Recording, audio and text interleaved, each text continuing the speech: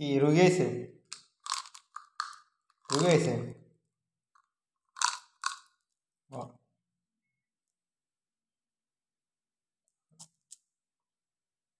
রোগা পাত্রপক্ষ আসবে পছন্দ হয়ে যাবে। বিয়ে আমাকে সোনার বিয়ে।